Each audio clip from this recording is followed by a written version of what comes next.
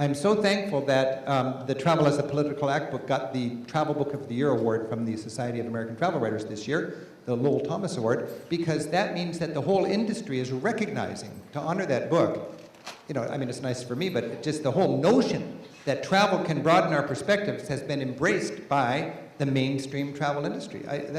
I'm so thankful for that. People are realizing you can have that kind of a get out of your comfort zone travel experience.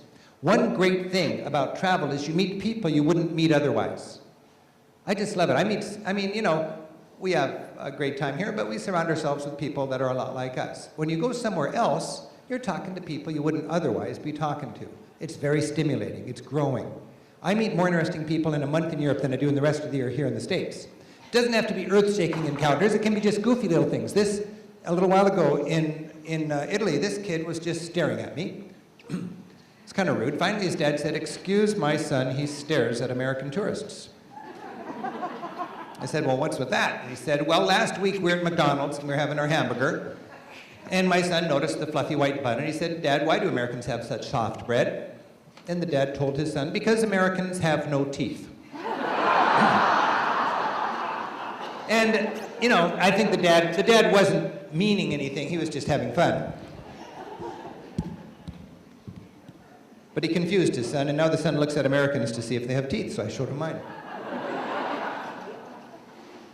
And, you know, I thought, well, you know, that's a silly example, but, you know, there's a lot of silly misunderstandings between cultures, and when we travel, we can, you know, break those down.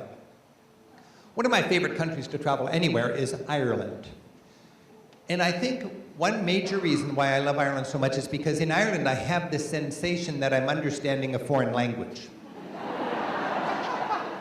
I don't know what that's like, but boy, I really envy people who speak another language. And in Ireland, people have the gift of gab, first of all, and they have this art of conversation. And my theory is that the people who are most fun to talk to in Ireland speak Irish or Gaelic as a first language, and that's the template for the way they communicate, and they translate literally into English.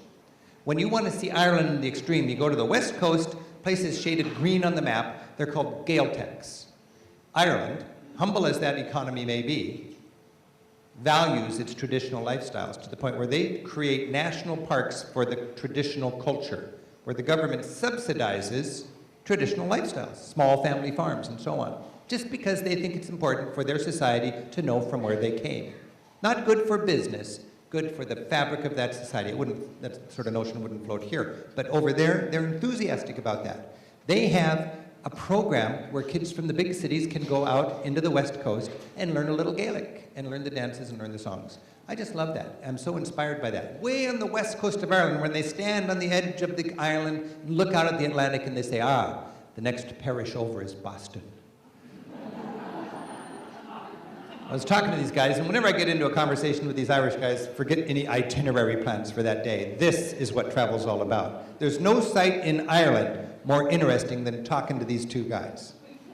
All right? And I'm deep into this conversation. After a while, I asked the guy on the left, "Were you born here?"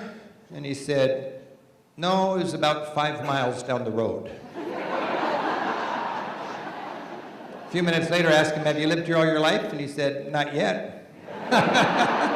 You just gotta love that, I think, when you're in Ireland.